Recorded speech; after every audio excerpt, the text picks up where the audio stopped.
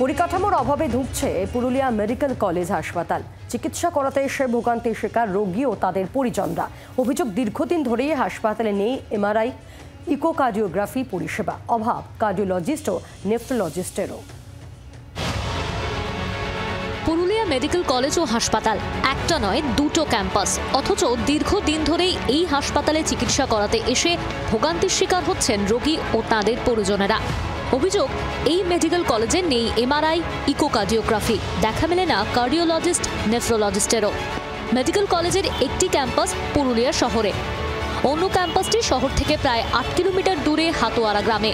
কোন ক্যাম্পাসে গেলে চিকিৎসা পরিষেবা মিলবে তা নিয়ে বিভ্রান্তি রোজনামচা হয়ে দাঁড়িয়েছে রোগী ও তাদের পরিজনদের কাছে।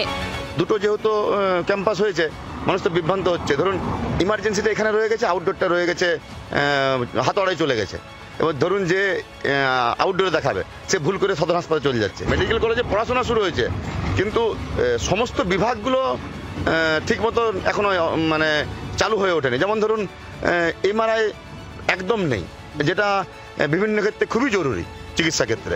এছাড়াও আপনার হার্টের যে চিকিৎসা হচ্ছে, কার্ডিওলজি বিভাগের বিভিন্ন যন্ত্রপাতি নেই।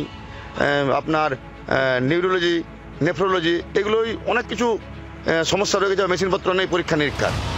সমস্যার কথা মেনে নিয়েছেন পুরুলিয়া মেডিকেল কলেজ ও হাসপাতালের এমএসভিপি সুকোমল বিষয়ী। আস্তে আস্তে ডেফিনেটলি হবে।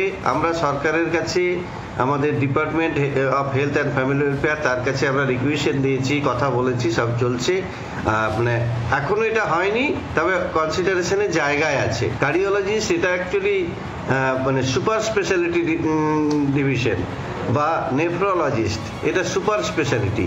এই সুপার স্পেশালিটি সার্ভিস মেডিকেল কলেজে গ্র্যাজুয়ালি হয়, আমাদেরও হবে আশা করছি, এবং পোস্ট গ্রাজুয়েশন স্টার্ট হয়ে গেলেই এগুলো পাবো। পুরুলিয়া মেডিকেল কলেজ ও হাসপাতালের পরিকাঠামো দ্রুত উন্নতি হোক চাইছেন পুরুলিয়াবাসী। পুরুলিয়া থেকে মনোরঞ্জন মিশ্রের রিপোর্ট, জি 24 ঘন্টা। বাংলার আওয়াজ, বাঙালির আবেগ, জি 24 ঘন্টা।